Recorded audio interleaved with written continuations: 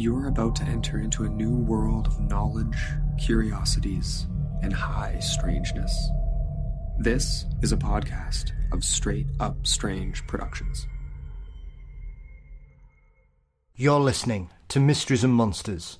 I'm your host, Paul Bestall.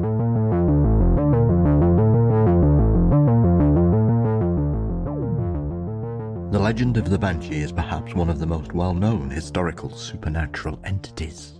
Yet, in his new book, author Stephen J. Rolfes uncovers accounts and witnesses well into the modern era, along with numerous other overlooked messengers of death from around the world.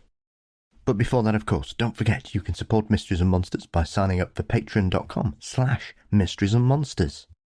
$4 a month gets you ad-free episodes, guaranteed early releases, bonus content, and more. You can also click the link in the show notes as usual. And welcome to my latest patrons, Malevolent Matt and Tez Faye. Thank you, and to each and every one of you that continue to support the show. Your contributions and support are greatly appreciated. Thank you. You can find Mysteries and Monsters across all social media networks. Please subscribe to the Mysteries and Monsters channel on YouTube. You can also visit mysteriesandmonsters.com for news and episodes. Our exclusive merchandise site is available through TeePublic, and you'll find the link for that in the show notes as well. Our intro and outro music are performed by the marvellous Weary Pines. Thank you as always to Dean Bestall for his marvellous art. The show is produced by Brennan Storr of the Ghost Story Guys, and Mysteries and Monsters is delighted to be a part of the Straight Up Strange network. Let's now unpick the folklore and history of the Messengers of Death. For many cultures around the world, there is a creature that can turn the bravest of heroes' blood to ice, be it through a piercing shriek, an encounter with a beautiful woman, or even a doppelganger. The heralding of impending doom or death often leaves many quivering. The most well-known of these creatures is, of course, the Banshee, and joining me to discuss the history and folklore of all these messengers of death is the marvellous Stephen J. Rolfes. Stephen, I'm delighted to welcome you to Mysteries and Monsters today. Thank you. I love to be here. I've always been fascinated by this, primarily probably because I think I'm safe, Stephen, because I've got no Irish heritage in my family, so I'm not expecting anything to come a-wailing around me. But I know enough about the Banshee that there are some individuals, obviously, who aren't even connected to the reasons that the creature will often appear or make its presence known, often vocally. But for you, what I've loved about this book that you've created and released for us all is the fact that you have got quite a comprehensive overview of similar kind of legends, beliefs, myths, folklore, or even first-hand accounts from around the world of similar creatures, because as I referred to earlier, the Banshee is kind of intrinsically linked with people of Irish heritage even into the modern era, and we still get reports in this day. So what was your starting point? Why did this particular aspect of the weird pull you in, Stephen? Well, I've been interested in the weird and the supernatural since I was right about 5 years old. That's when my mother took me to see Fantasia, and I haven't been the same since. But I noticed that a lot of people have heard the expression to wail like a banshee or to hear the banshee cry, but very few people actually know much about the banshee. So I figured, well, I'm going to find out because I wanted to know a heck of a lot too. And this book is the result of that. Beware the banshees cry. Well, I think it's one of those books, I think. It's often one of those things, Steve, when you see a book like this and you think, why has it taken this long for somebody to pull this kind of reports and beliefs together? And I have to say, when I started reading the book, I wasn't expected to be chilled so early in it, because you obviously open with this wonderful story about these rather dangerous men who ended up getting into a situation which sees one of them awaiting the hangman's noose. And I found that a fascinating story because it's very interesting, because often, as we've said earlier, people will always kind of tie this to old castles and long-lived families from Ireland and that. But I think there are so many of these stories where you've got people who are the descendants scattered all around the world, because the Irish are well known for being one of the world's great travellers as well, that I wasn't expecting to be terrified so early in such a wonderful book. Well, yes, what you're referring to is James Murphy in Dayton, Ohio, 1876. He and his street gang had murdered a Civil War veteran, Colonel Dawson, I believe his name was, and he was due to be hanged the next day. And that night, as he laid in his cell, trying to get to sleep, but obviously you're not going to sleep. You're having a big day tomorrow. And all of a sudden, throughout the whole Montgomery County Jail, this is in Dayton, Ohio, incidentally, throughout the entire jail, they hear this woman just screaming as if her heart is ready to break. And to Murphy in his cell, he looks up and he sees a ghost looking at him. And that ghost is his mother, who tried to, all of her life, to bring him back to the light side, because she could see he was going into a criminal lifestyle. But he didn't listen. She wound up dying. He went his way, and now he had to die. And everyone in that jail, no matter if they believed in God or the Spirit or anything like that, they may have been a hardcore atheist, but by the time the sun came up, there were a lot of new believers. And of course, the next morning, Murphy was hanged. Twice, in fact. Yes. The bone rope broke the first time. Oh, that is grisly.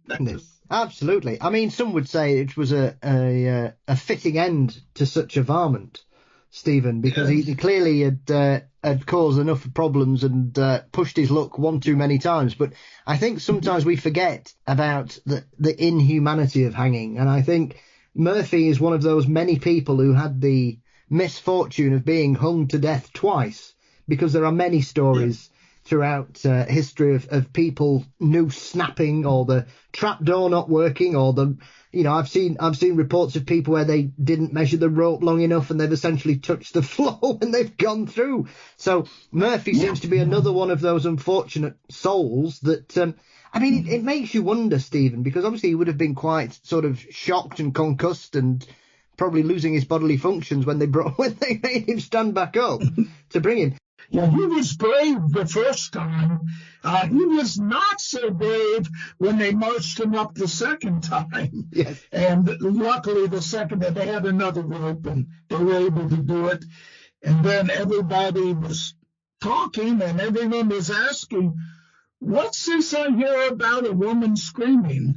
And he said, well, his name is Murphy, and there you go. Yes. But it's good as well, because I think often people overlook the sightings of the Banshee creature, Stephen. They tend to suspect that it's always a vocalization that people hear. And yet I know enough about the history of the Banshee to know that usually the person that is chosen to be guided or confirmed that they are about to meet their maker will often see it, whereas others will simply hear it. And this is often the distinction in the Banshee myth, especially when it comes to those of Irish descent. Well, there are a number of cases of people who actually see the Banshee, sometimes just seeing it, and other times just hearing and seeing.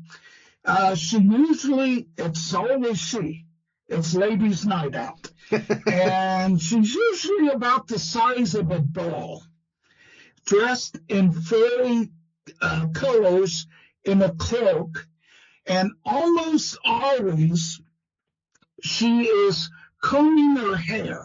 Now, she very often will be sitting on the windowsill. Now, as you well know, in Ireland, and I imagine in older houses in England, the windowsills are quite deep. You can very easily sit there, especially if you're the size of Pochettino. And she will comb her hair. And that is an interesting thing, and I will wager a number of your listeners, the ladies, will tell you, if asked, when they were a little girl, someone told them, if you ever find a comb on the ground, don't touch it. Don't pick it up. Don't take it. And the idea is it may well be a banshees. And she does not believe in finders keepers. I mean, when you started this particular project, Stephen, were you surprised at how much evidence, stories, witness accounts there are, not just in regards to the Banshee, because this is the most famous sort of portent of impending doom, I think. When we talk about such signs, people, I suppose it all depends on where we're from, but the Banshee seems to be the one that's transcended nationalities and boundaries. It seems to be the most famous of what I suppose we could call psychopomps, really, because they're all very similar in regards to the fact that large numbers of cultures around the world throughout history have always had a similar creature. And yet, when you started this, I would imagine you start with this Irish lore. Did it take you aback to discover that these are still going on into the modern era? Because I think often as well, people suspect that these are the kind of things that stopped being reported 100 years ago. Well, luckily today we have folklorists who have gone out into Ireland and collected as many of the old stories. Plus, it still happens today. There are still reports of it.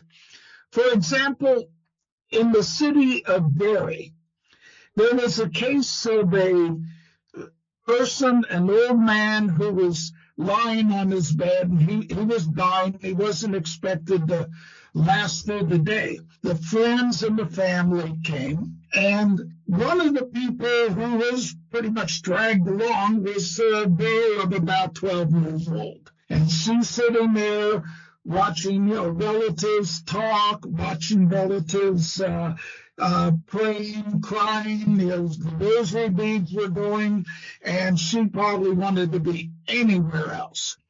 All of a sudden, from right outside, she's hearing someone crying and wailing, and then she hears a knock on the door. And she's looking around, okay, now who's coming in now? But nobody goes to the door. Everyone's just going on praying or crying or so on. And it knocks again. And nobody is answering the door. And she's like, what the heck is going on here? I can hear someone outside crying. Sounds like an old woman. Well, it knocks a third time, which is the ominous time. Yes. And she said, well, even though this isn't my house, someone's got to let this person in. No one's paying attention. So this girl gets up and she walks across the room. She opens the door, and outside she sees an old hag in a blood-red cloak, that being one of the fairy colors. And she's walking away from the house, but she stops all of a sudden, and she turns around and sees, the door's open, and she starts to come, and this girl could tell right away that was not a regular human being. So she slammed the door and fainted dead away. And the next day, of course, the man that had come to see, he was dead. That was her Banshee. I mean, that's quite an interesting thing, because there is, as you say, it's very ominous that they sort of announce their presence. Are you surprised that you have, because some people would say that's quite unusual for somebody who's not the person who's going to pass, witnessing it arriving or coming to check the address, as it were, Stephen. Were you surprised at how many kind of cases there were like that, on top of the actual victim having a visitation? Sometimes everyone can hear the Banshee except the person who's going to die. And I have a case of, it's in Ireland. There is a group of about a dozen girls, and they're working in the field. And of course, they're getting filthy as they do that, as would be expected. Suddenly they hear the Banshee crying. And all the girls except one, they all, so what's it?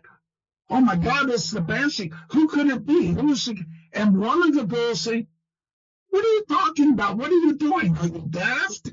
There was nothing there."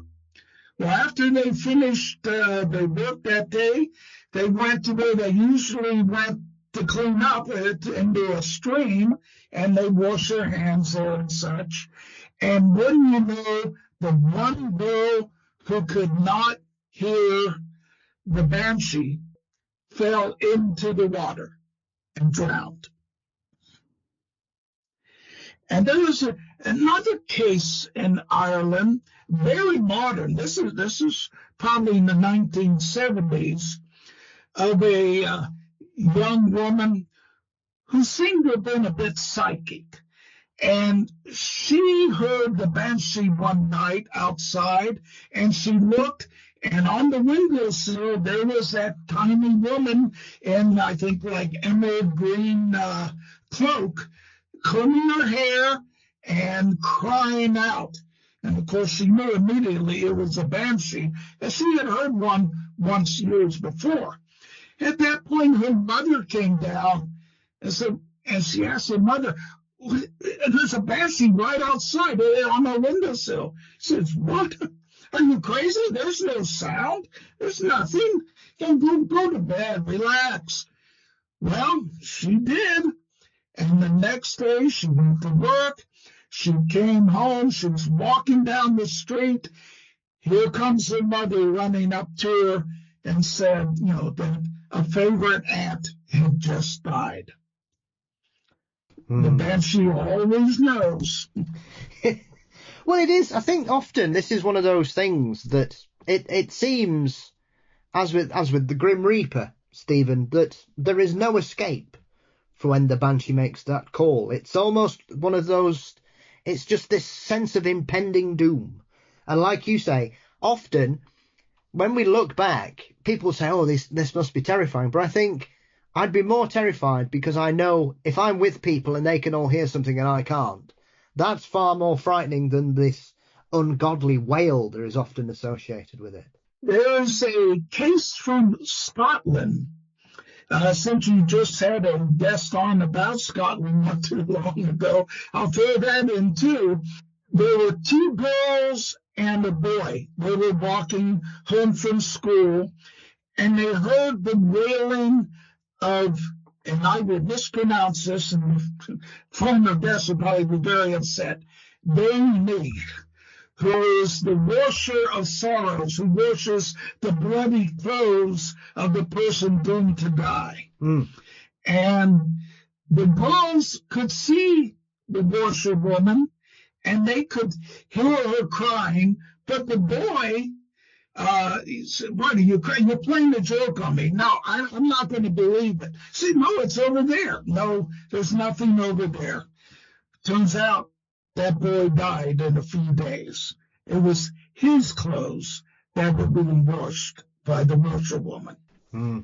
I think as well, there doesn't seem to be like a time frame either from when you hear the wailing or you see the visitation, Stephen. Often, once again, this is, I suppose this was one of the difficulties for you when you were sort of researching this, was trying to unpick the myths associated with it. Because I think if you say to people, how long would it take for someone to pass on after they hear or see the Banshee, people sort of suggest that it's immediate.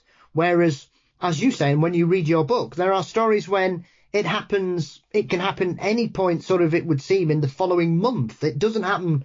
I think some people just think, bang, it's done, and that's it. Within 24 hours, the person's going to pass away. But it's not always the case, as that particular experience shows. It can be. Normally, it is within the same day or 2 or 3 days.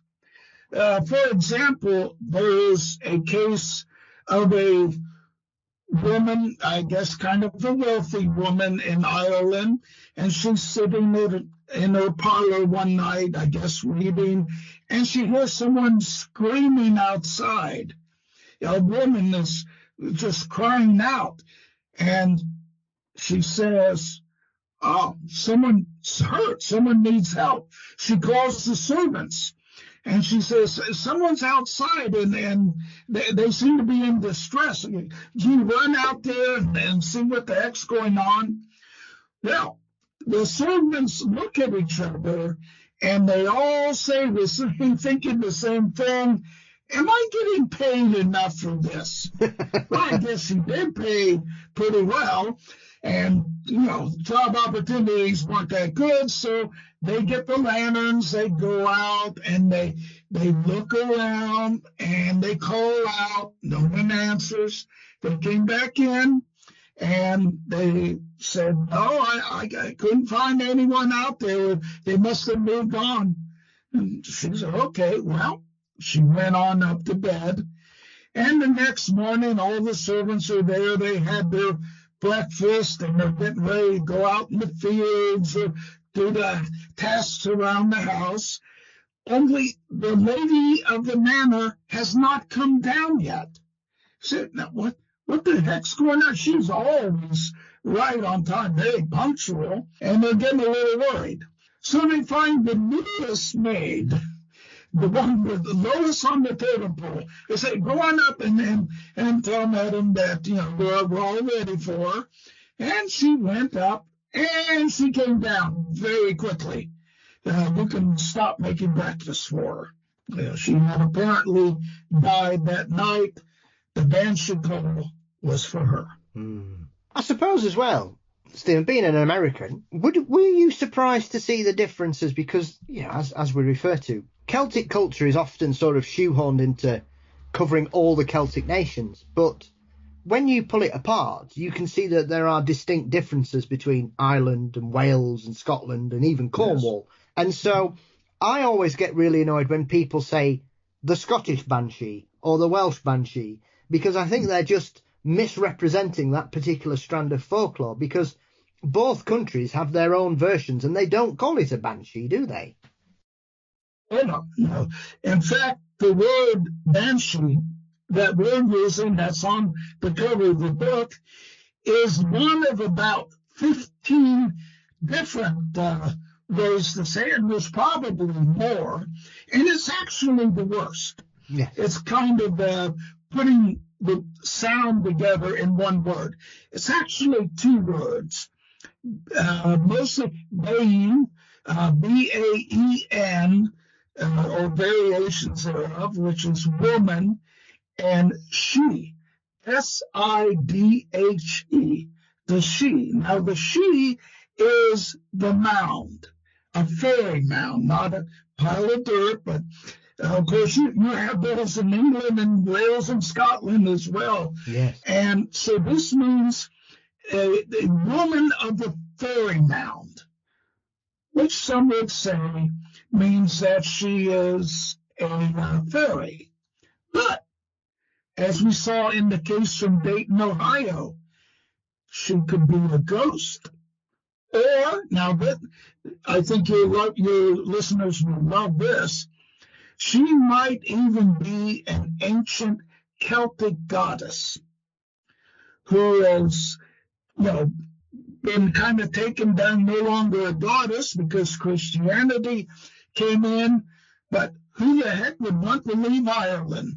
So she's still there now as a Banshee.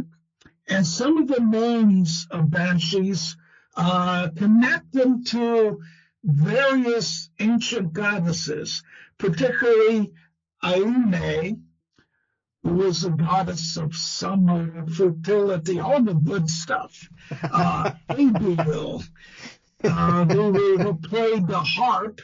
Let me see, Cleona. And as you probably seen, I have an incredible story about Cleona in the book. Yes. But the goddess most closely connected to the Banshee, and everyone listening is probably seeing it right now, Morrigan, and the great dark death goddess of battle, Morrigan, who is actually three different goddesses. Let me see, there's Neimon, Maka, and Baub, and they combine together to form this really powerful dark death goddess Morrigan. And she is the one who appeared to the most famous Irishman of all time, Cuchulainn. Yes, a legendary hero. Yes, a solar hero, and that will get all the academics, breaking pencils in their hands. But I believe that theory of the solar hero. And Samson in the Bible, Heracles. In fact, there are those who call Cuchulainn the Irish Hercules. I prefer to call Heracles the Greek Cuchulainn. Yes. Well, there is always a kind of tragic hero in most ancient cultures, like you say. I mean, Gilgamesh could be another one as well, Stephen, who has a very similar sort of art. Oh, yes. And dances around with all kinds of strange creatures from his particular neck of the woods, and goes on various adventures. And we often have this, especially in Greek and Roman mythology, where people can kind of transcend the veil to try and bring people back after they've been taken and such like. And so, yes. So, I'm not surprised that we come across this, because often this is the great thing about folklore that I find fascinating, is that you have these kind of parallel legends where you know that they've both been sort of running for the same length of time, but it's very doubtful that anybody in ancient Greece turned up in Cork, for example, 2,000 years ago to tell them all about Hercules or Heracles, depending on which part of the Greece they were from, and they would transform it. And so when you have similar stories with similar kind of endings, as it were, as though it's almost as if these are universal truths that spread around the world, Stephen. I imagine that there was once a single mythology in Indo-European culture, and I mean, we are back into the Paleolithic era. Back at the time when Stonehenge was, hey, come see what they just built here. And from these we find that there are so many similarities throughout Europe and the Mideast and down into India and such. So this was probably once a single tale that spread throughout the world, and of course adapted to the different environments and the different tribes that settled in places such as England, Ireland, and Scandinavia.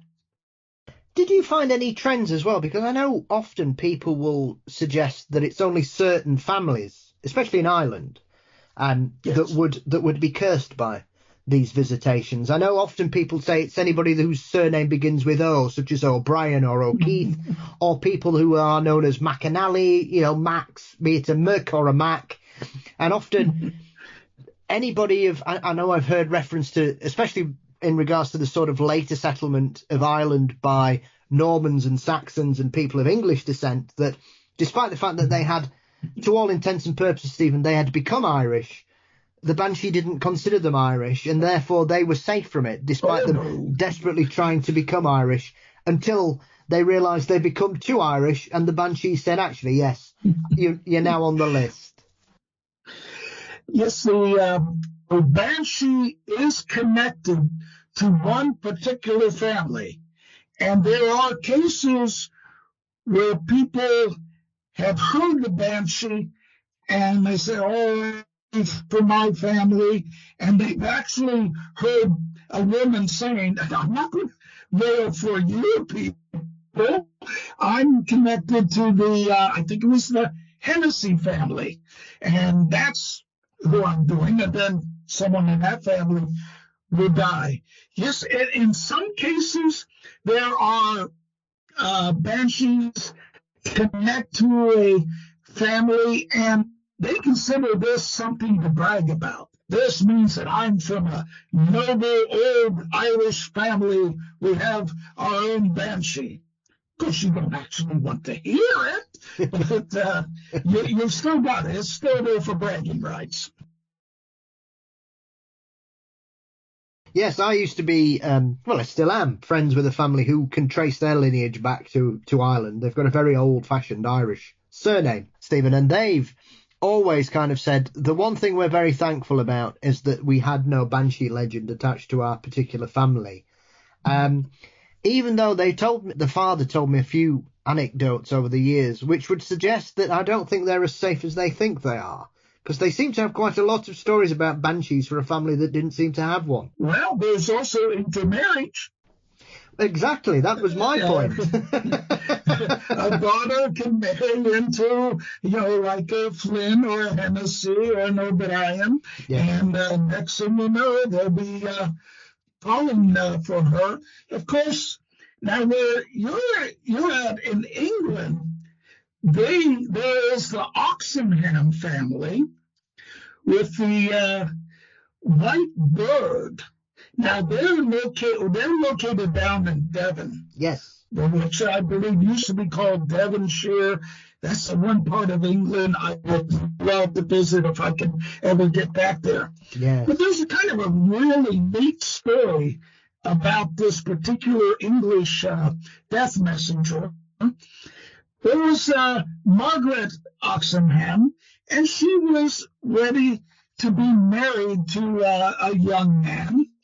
And turns out, before the wedding, he had probably a carriage accident, hit his head, and at that point, he went completely insane.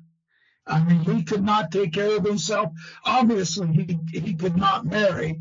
And she was very sad because she really wanted to marry him. But, okay, he's been taken care of somewhere else. She found Sir John Roxenclave, and they decided to get married. Now, on the day that she's supposed to be married, she's getting ready in the bride's room, maybe saying a prayer, looking at herself in the mirror, and suddenly here is this apparition of a bird, a large white bird over her head, and it vanishes. And she says, this is not good.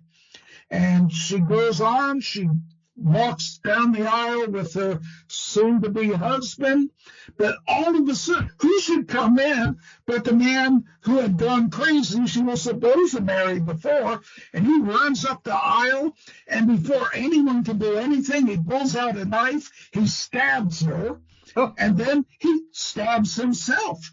And they both fall dead there at the altar of what should have been her wedding. And ever since then, a white bird has appeared before one of the heads of the family passed away. I mean, yes, that's not the kind of ending you want in such a situation. I mean, it's one of those as well that often there's a high level of tragedy involved in some of these stories as well, Stephen, isn't there? Yes, I think Lovecraft would consider that a comedy, but yes, that's a very tragic tale. And it's still going on. Yes, I mean, that kind of reminds me of one I remember reading about a few years ago, which is from Sri Lanka. And they have something, I think it's called the devil bird. Yeah. And that works on a very similar situation. Obviously, this seems to be one of those where the cry of this particular bird is supposed to foretell the passing of somebody once again. And so it's interesting how certain animals get attached with these powers or these ability to predict future events, Stephen, yes. Regardless, like you say. Yeah, what you're talking about is the ulama. Yes. It's also known as the Rakuvela, or the Everbird, and this is an even more grisly tale than the Oxenham. It was the case of a husband and a wife, and the wife gave birth to a child, but the husband was crazy, and he thought, maybe this is not my child. Maybe my wife has been unfaithful. Mm. Well, one day she was off to the market or such, and the baby was there in his care, and he killed the baby. And I won't go any further than that. You'll have to read the book, because I don't want to make this too unpleasant. But when the wife found out, she was not happy that her baby was dead, and she went running off into the forest, and which of course would be the jungle, and she was turned into this screamer, the ulama. Now, there are also bird death messengers in New Zealand, which is called the hakarai. And then down in Brazil, there is a thing called the urapau, which is another death bird. And this was another tragic case of love that didn't work out. The girl was in love with the guy, but the guy didn't like her. So the father of the girl said, okay, this. He killed the guy. Then when the girl found out that what her father had done, she went out into the rainforest, and she was transformed into the death bird. I mean, there is often that as well, that certain cultures, it creates, a tragic event can create that person becoming the messenger of doom, as it were, Stephen, which I've always found a very interesting aspect to this. It's almost as if grief transforms them into becoming that messenger going forwards, which I think is quite a sad end to people that have suffered a tragedy, because it's not really their fault that they've ended up in the situation that they have often.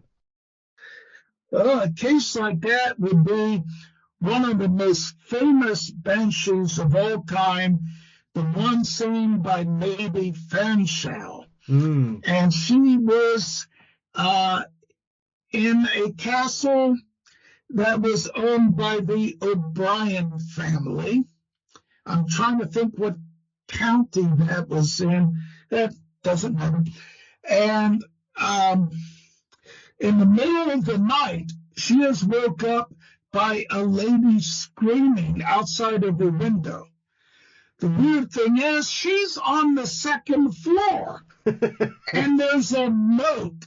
This is a real old castle, even has a moat with water, and she looks out the window, and here's this Irish girl in fairy green with long red hair floating in the air and looking in the room, looking at her clothing and such. Well, I guess just the fact that you've been dead a few hundred years doesn't mean you can't keep up with the latest fashion. And then the lady floating in the air screams again. She floats backwards and screams a third time and vanishes.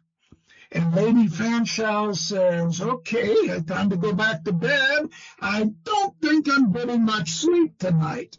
As she went to bed, next morning she went down, she spoke to her host and said, told her what happened, and he just nodded sadly and said, yes, that is the family Banshee. It turns out that we had a member of our family in the castle last night who was very ill and passed away. Now, the story behind that Banshee that you saw, centuries ago, one of the young men of the O'Brien family married a peasant girl that he had happened to fall in love with. Now, as we all know, back in the medieval times, it wasn't like you see in a Hallmark Christmas movie. You married for political gain, to make a treaty or such. Yes. Well, everyone gave this guy so much grief that he said, okay, I'm going to take care of this. So he had his young wife drowned in the moat. Now, personally, I think it's a little worse to murder your wife than to marry beneath your station, but I guess they thought of things differently then. And ever since then, she had been coming back as a banshee, and I bet she just loved telling people you're going to die.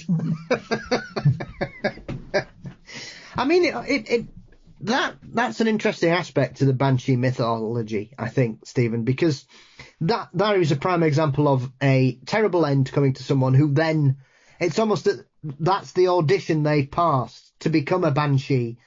And so you would suggest that such women, as you say, who were terribly mistreated because for no other reason other than where they were brought up and where the families they were born in, as you say, that they were denied access to marry above their station, as it were, as it still can sometimes be frowned upon in all kinds of circles, even in the modern era, Stephen, sadly.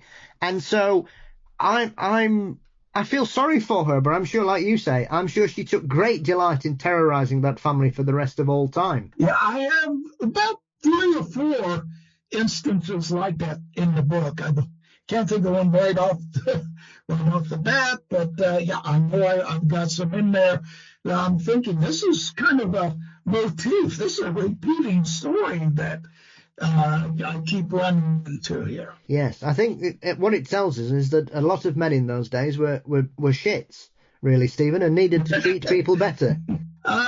Yes, the standards were definitely a little bit different in medieval Ireland. Yes. Yes.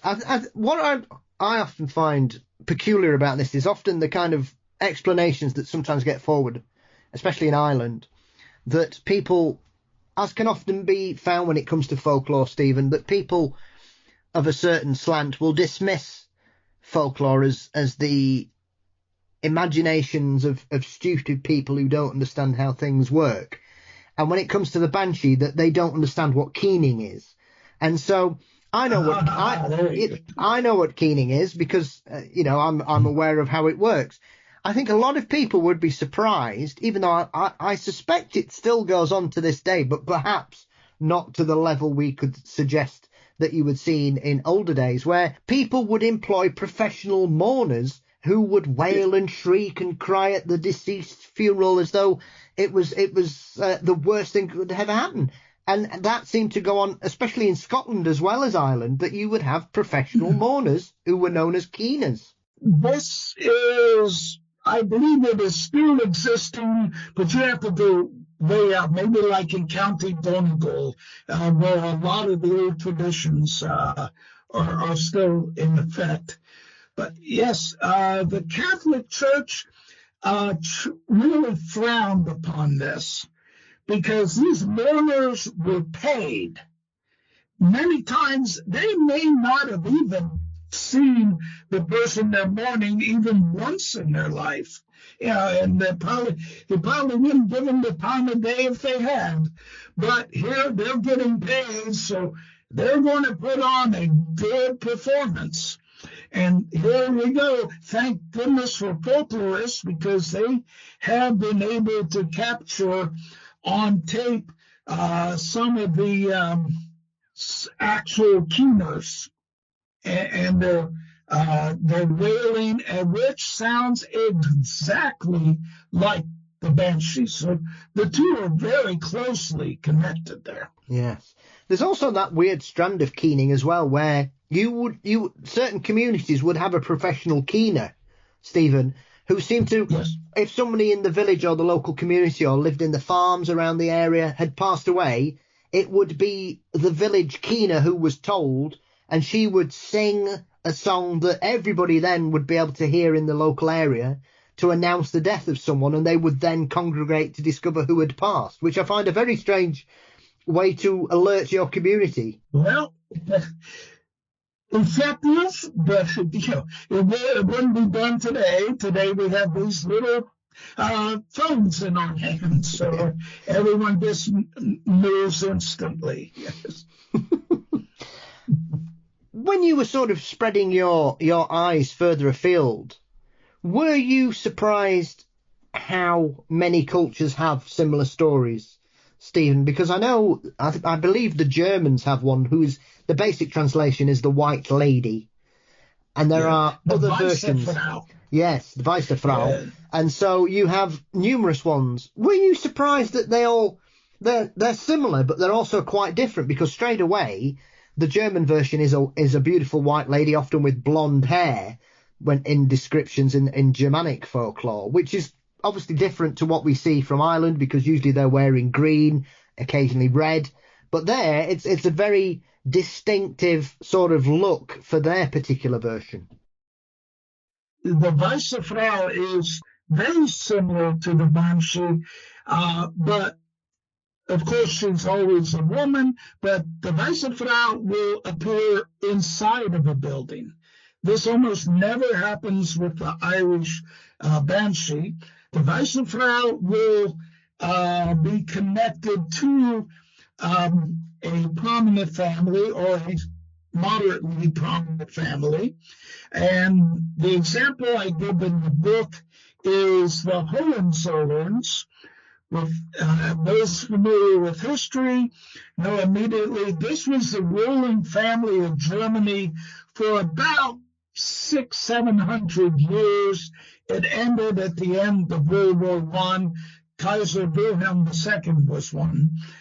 They had a Weisse Frau, and there was a case in I believe it was Schloss Neuhaus, the new castle, and a princess of the Hohenzollern family was looking in a mirror trying on a hat.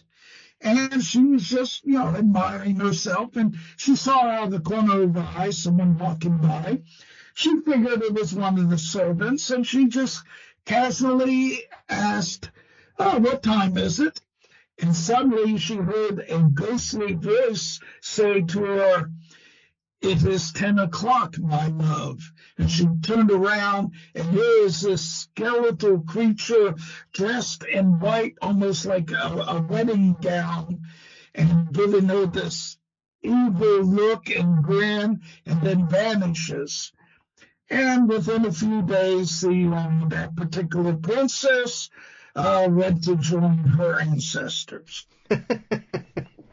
Well, what strikes me as well about German folklore is that they seem to have another version, which is known as the Klagmumme, which I think means wailing auntie, which is a wailing auntie. But there's also a wailing mother. Yes. I think the Klagemutter would be the mother. Oh, my German just abandoned me. But there's one for wailing. But yes, that is very similar to the Irish Banshee. But what strikes me about that one, she seems to be one of those that appears as a animal. Because I know there are stories saying that she appears as a large black dog and even a goose. There are a number of death messengers throughout the world that appear as animals, what we sometimes call a fetch. Now, to give you an example of this, 2 days ago, I was at the main library here in Cincinnati and signing books, and I would tell people, believe it or not, from where you're standing right now, 2 blocks in that direction, there was a case of a Banshee. And in this instance, it was, that's where the city hospital was. And the Banshee showed up in the form of a black cat, how fitting. And the cat was pretty much adopted as a pet by, the staff, the doctors, nurses. They all loved the cat. But then they noticed every now and then the cat would suddenly just go absolutely insane, go around in the circles, up in the air, screeching and hollering, and then stop. And as soon as that cat did that, someone in the hospital had died. Eventually, the cat left, and no one was sorry to see it go. Yes, there are obviously stories like that in the modern era. I know there have been stories about puppies or dogs and cats, especially in old people's homes or hospices or whatever, who are like the centre's pet, Stephen, and it seems to have this terrible reputation, or it seems to know. And you often think, is this kind of thing where it's people start to think, oh, well, we saw the cat in that room and then that person's passed away? Or is it, well, we went in the room and that person had passed and the cat was on the bed? Sometimes I think we sometimes get the version of what is going on that's been slightly blurred, as it were. I'm not disputing. I think, especially when it comes to animals, we know that they have senses that we can't even sort of comprehend often, especially when it comes to cats and dogs. And if anybody was going to be able to predict things, I mean, obviously, in this day and age, we can train dogs to sense when people may be about to have an epileptic seizure or if they need their medication. Yeah. They can smell things that humans, no matter how well we're trained, we have no concept of the changes in a body's aroma, as it were, and yet animals are able to spot that. Oh, yes. I would not be surprised if the cats and dogs have that kind of ability to be able to sense the sort of biological changes that occur before someone passes over. Well, try this one. Now, this is an instance that I do not have in the book because I read it in a book years ago, and I mean, I've read thousands of books in my lifetime, and it concerns a family, an Irish family living in Massachusetts. And this was in, they had been in the United States for like 4 or 5 generations. And all of a sudden, one day, a German Shepherd comes into the yard, and he starts playing with the children, and he doesn't want to leave. And they feed the dog, give him water, and they play with him, and they love the dog, except the grandmother. The grandmother wants nothing to do with that dog. And a few days later, they get word from Ireland that one of their close relatives had just died. And when they went out, that dog was nowhere around. And the grandmother said, I can't believe I have, descendants this dumb. That dog was a Banshee. Clearly, those messages and that knowledge had not been passed on to the younger generation, Stephen. Oh, no, that's the modern world, unfortunately. I think one of my favourite kind of animal-related portents is also from Ireland, which is the Gormiston family and their strange relationship with foxes. Yes. Because this is one of those stories, because foxes were often demonized. I mean, thankfully, it's been banned here in the United Kingdom, fox hunting, to all intents and purposes, though there are certain people who still try to indulge in such a barbaric sport. But, well, you can't even call it a sport, regardless. And yet, this story seems to date back nearly 400, 500 years, where I believe the Lord Gormiston of the 1600s decided on a whim that on a particular fox hunt, he would not kill a vixen and her cubs. And therefore, the foxes believed that this was a sign of respect or charity or whatever. And from that point on, they became the family's pallbearers. And if anybody was on their last legs or had passed away, Gormiston Castle seemed to become a magnet for all the local foxes. The foxes would actually walk right through a chicken yard and not stop for a snack. I mean, they would go to the door of the manor, and they would just raise all kinds of sounds, yelping, whatever sound a fox makes, I can imagine must be unsettling. Yes. And there was this weird case. Now, in 1940, there was that horrific Battle of Dunkirk, in which one of the Gormistons died, and the foxes were there. But then the Gormistons came home from the war, but one did not come. He was missing. But the servants were saying, no, the foxes haven't come. He's still alive. And the family waited until 1952. And then the lady who was his wife went ahead and married someone else. And then it wasn't much longer, he showed up. He had a mental problem and amnesia, and he only recently was able to come back. Oh, yes, I'm supposed to be in Ireland. Wow. Oh, yeah, that's one of my very favorite ones. That one's in the book. I love the Gormanston one. Yes, it's one of those that it's kind of frightening, but it's also quite it makes you feel a bit warm and fuzzy that we have this kind of cohabitation relationship between families and foxes, as though there is this unspoken or unyapped agreement, Stephen. Well, foxes are often considered to be supernatural, very closely aligned to the supernatural. You can say, especially in Japan, yes, where you have the fox spirit. Yes, absolutely. And sometimes people have a fox spirit, and they're able to work spells and stuff using that particular spirit.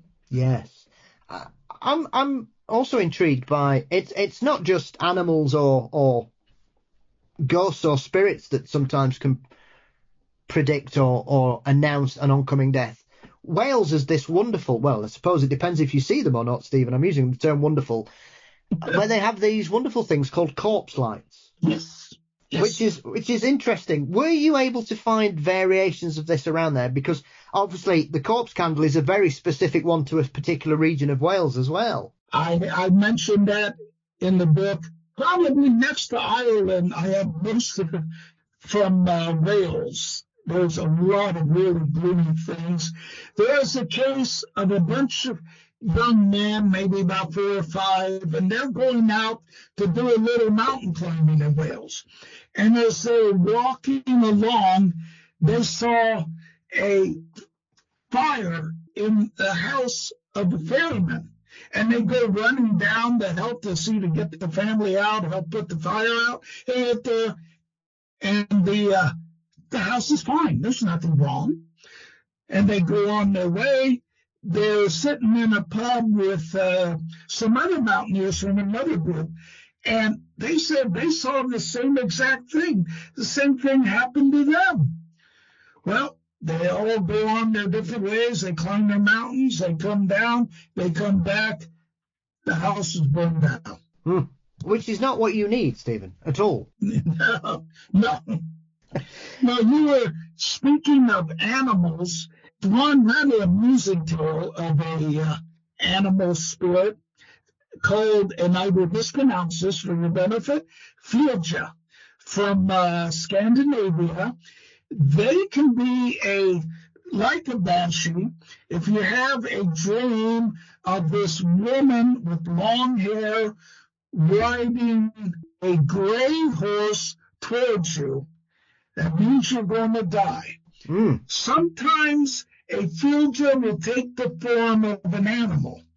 And there is this interesting instance of a 8-year-old boy running into a room. Of course, an 8-year-old boy is always going to run. They don't walk anywhere. And there's an old man sitting there.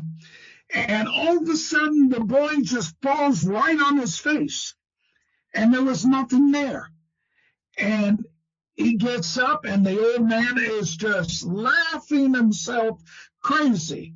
And the little boy shakes himself off, gives him a dirty look, and walks out another door angry. But later on, he comes back, and he said, okay, what happened? I didn't trip on air. How did I wind up going down? And the old man says, you couldn't see it, but your Filja was with you in the form of a white bear cub. And when the bear saw me, it stopped suddenly, but you didn't stop, and you tripped over your own Filja. I think one of the strangest stories you mention in your book, and I'd never heard this one at all, is this odd story that comes from Italy about the family who had a son who was gravely ill in bed, and despite their wealth, they couldn't do anything to help their son. And this particular night, a disembodied head started sticking through everybody's doors, rousing them on and I found that one a very odd one, because that's a very unique story, Stephen. Yes, the head of the family grabbed the sword. He's running up and down the hallway. The servants are out looking around. It's a case of duck, duck, goose. There was nobody around. And then the next thing you know, the child died. Now, even weirder than that, and one of these is from Scotland, is when an arm comes through the wall. And sometimes it makes a racket to, attract your attention, as if an arm coming through the wall is not going to attract your attention. It has to knock over a lamp in the process. But that is also one of the death messengers. I think the one in Scotland is called the Bloody Hand. Yes. There are some strange variations of this. And I know one of the other aspects of this particular phenomenon that people have started to sort of open up to is also doppelgangers, Stephen. Because this is another thing that seems to permeate cultures all over the world, because often people will use the term doppelganger for all kinds of things. A voyager is not the same as a doppelganger, and vice versa, because one usually means somebody arrives before they do, whereas a doppelganger is confusing for some people, because it also leads into something I really like, which are crisis apparitions, where people thousands of miles away see a relative or a loved one appear at exactly the same time that they're passing. Whereas a doppelganger seems quite specific, because, as with anything, as we've mentioned about people who see the Banshee, they're in big trouble. Usually the people that see the doppelganger are as well. There is a painting, and I can give the listeners a homework assignment. Look up go to images on the computer, look up Rossetti's famous painting, How They Met Themselves. And you'll see a painting of a man and a woman, a young man and woman, off for a stroll in the forest. Probably going to have a little strolling kiss. And suddenly they're stopped by themselves. You see the exact same people looking at them, blocking their path. And the doubles have this real glow around them. And the guy is pull the sword out, the woman is fainting away, because they know when you see yourself, that means you are going to die. Most famous one of this being Percy Shelley, the great poet. Before he drowned in the Gulf of Spezia in Italy, some friends of his were having dinner in a cafe, and they saw Shelley just walk by the sidewalk. And they called to him, "Hey, Percy, why don't you come up and join us?" He kept going, and they figured, well, he was, busy with something. And then he comes up again. Now, this was impossible. There's no way he could have gone around and circled around and come up a second time. So something is not right. And within a few days, he went out ill-advisedly in a very choppy water on the Gulf of Spezia. His boat overturned and he drowned. Yes. I mean, they are often peculiar, because I believe doppelganger means double walker or something. Yes. I think that's what the German is. And so, once again, the Germans have a lot of words that have moved into the spiritual dictionary, it would seem, for all kinds of phenomena. Yes, all kinds of things. And so, when you look at this, I'm surprised how many times this turns up in Scandinavian folklore. Stephen, it seems it doesn't matter what part of Scandinavia, whether it's Sweden, Iceland, Norway, Denmark, Finland, they've all got stories akin to this particular phenomenon. And so it does seem very sort of Northern Europe based, but as you describe in the book, there are stories from all around the world. But it seems that the origin of these doppelganger kind of reports seem to sort of emanate from Scandinavia, northern Germany. Of course, you also have the Ikkyo in Japan, which is essentially the ghost of a living person. And during the Second World War, there were a number of cases of families in Japan. Suddenly, their son, in his military uniform, would appear before them, and they weren't happy to see him because they knew what that meant. And a few days later, they would get word that their son had died in some battle somewhere. Yes. One that I'm aware of, but not the version you mentioned in the book, is this Welsh miner legend, which is the Clydrith, which is miners would often see a colleague when he shouldn't be there, which would usually mean that that person was either about to die or had just died. Where I grew up, there was a lot of mines. I've heard similar stories from Yorkshire in regards to it was bad luck, or you would see, as we were referring about the corpse candles earlier, Stephen, you would see lights dancing about in certain areas where the following day or the following week there would be a fatal accident, or you would see the corpse light dancing above a miner's head, and not just a reflection of their lamp, obviously, and that would often signal it. And the Clydrith seems to be one of these that, once again, you have people working in confined spaces. Seeing something like this, I suppose, would be quite relieving for some of them, being selfish, because they thought, well, it's not me that's going to die in this particularly awful accident. There are also a number of cases from Wales, and I imagine probably from Yorkshire, of people hearing the sound of either a funeral or the sound of a coffin being made, or of a body being carried into a house after the accident. I have a few cases of that. I wish I could have done more about Wales. There's so much rich material in Wales. I shouldn't say that because that might be an upcoming idea there. Well, I think, to be fair, Stephen, Wales gets overlooked a lot in regards to its folklore and its history. And so when I was reading your book, I was delighted to see as many references to Wales, because I think often, especially when we're talking about this particular subject, people seem laser focused on the Scottish and the Irish and the crossovers. But like you say, when we look at your book, you've got tons of stories from Wales. You've got stories from England, as we've mentioned, Sri Lanka, we've got Germany, we've got Scandinavia, you've got Japan.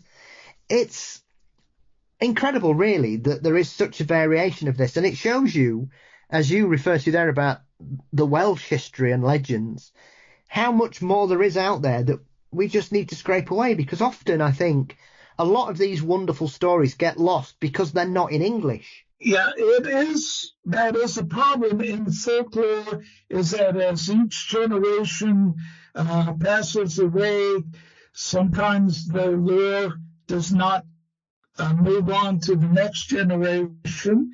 And today, with social media and streaming and such, are young people as ready to sit and listen to the old tales and pass them along to their children? Yes, that's why it's so good to have folklorists who can run around and collect these stories before they're gone forever. I suppose as well, one of the other chapters focuses on other sort of messages or notices from the other side in regards to the passing. And a wry smile passed my lips when I read the section where you mentioned mirrors, Stephen, because I remember as a child going to a house about a few days after somebody had passed away, and I'd been a visitor to this house previously, so I knew, I could remember what it looked like and everything. And when we walked in, there always used to be this big mirror at the foot of the stairs. And on this particular visit, the mirror was covered with a blanket. Yes. And when I asked, they said, oh, no, it's broken. We don't, because I was only like 7. I said, oh, what's wrong with the mirror? I said, oh, well, it's broken, so we've covered it up so it doesn't hurt anybody. And then when we left, because my family knew I was a bit strange and I was into these weird things, as you said, Stephen, from a very early age. And they said, oh yeah, they've covered it up just in case the ghost gets lost in the house. And I think those kind of traditions, I love those, because lots of people seem to have forgotten about these wonderful little weird things that people used to do after funerals. The last, I think the second last chapter, might be the very last chapter in my book, deals strictly with death omens and superstitions. And yes, mirrors must be covered up. Clocks must be stopped, but not for the time when they're at. They must be stopped at the time when the person died. And there's a whole lot of superstitions. For example, you should never count the number of cars in a funeral procession. Now, why you would want to, I have no idea. But if you count the cars, you might be riding, in one very soon, possibly right at the very front. So don't count funeral cars. Yes. But I think it's one of those things. I think often we don't realize how often some of these beliefs or sayings have integrated themselves into culture. I think everybody has had a situation where we've shivered, Stephen, and somebody goes, somebody's walked over your grave. And these were real beliefs. They're not just sort of turns of phrase. Usually that was a bad sign.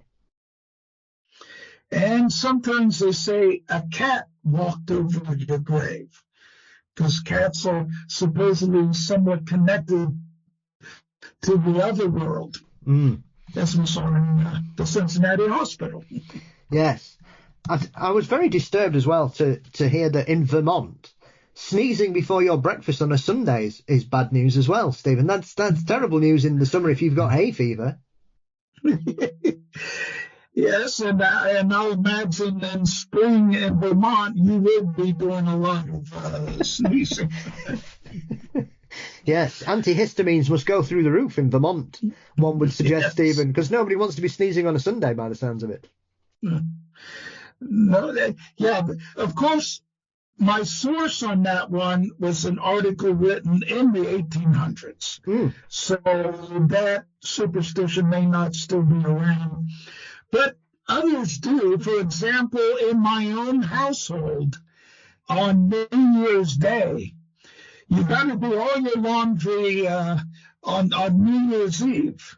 And make sure that you're caught up on your clothes, because New Year's Day, you don't do any laundry, because you might wash out a member of the family. We have a similar, well, it's similar. We have to do something here in England, especially my family, where we have to let the new year in and let the old year out. So we have to come in with a piece of coal as the clock strikes 12. Someone has to say, even if it's you, I have to go outside with a piece of coal, Stephen, and knock on my own door to be let in. But we have to have the back door open or a back window open. So as you enter, the old year goes and takes everything with it. So it's essentially to cleanse. So it's very similar, but you're sort of cleansing the spirituality of the house and the family rather than the actual physical laundry. But it's a very similar thing. You're cleansing, you're cleaning, aren't you? Yes. Now, in my household, we take silver, which would be coins. We pretend it's silver, and we put it on the windowsill out by the front door. I like what you said. I think this coming New Year's Eve, when we're out making all the noise on the porch, then someone's going to have to open up the back door and take all the bad luck and send it out. Absolutely. Very much so. Toast it away, Stephen. Send it on its way.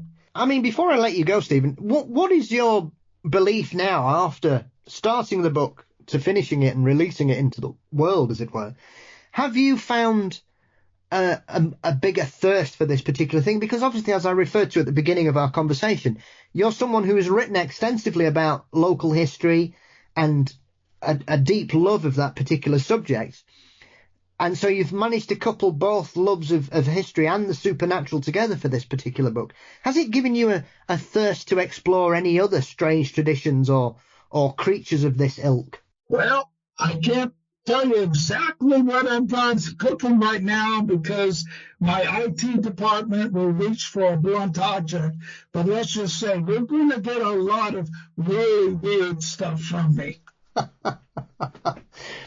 Oh, well, I look forward to that because I thoroughly enjoyed reading this because I love a book that pushes the boundaries and doesn't just stick to the normal things. And obviously with this book, as I say, yes, the title and large portions of it refer to the Irish legend of the Banshee, but also the fact that you've taken the time to look into some other aspects of this from other countries that, as is often the case, would be overlooked or perhaps not considered in the same value as the Banshee legend, Stephen. Actually, I could have added at least another 100 pages onto this book, but I had to fight with my editor to get it as it is. And you probably noticed it's a bit larger than most of the developed books.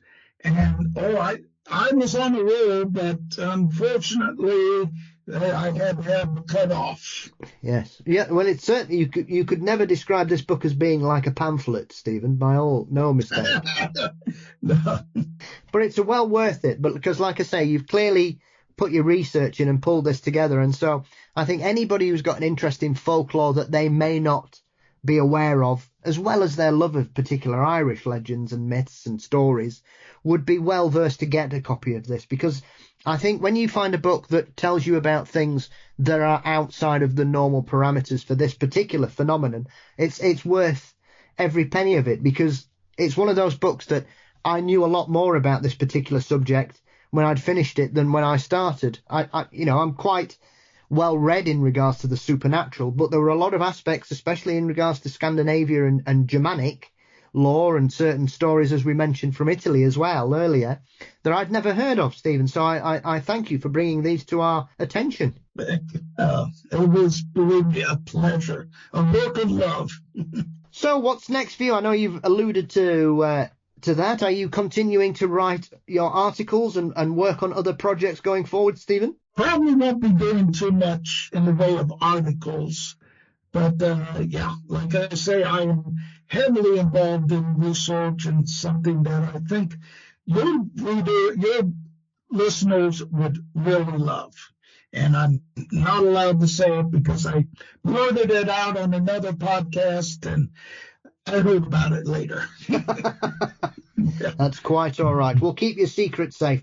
So, Stephen, before I let you go, where can everybody find you online and get hold of a copy of this book and any of your previous works you'd like to mention, sir? Well, of course, this book you can order from Llewellyn.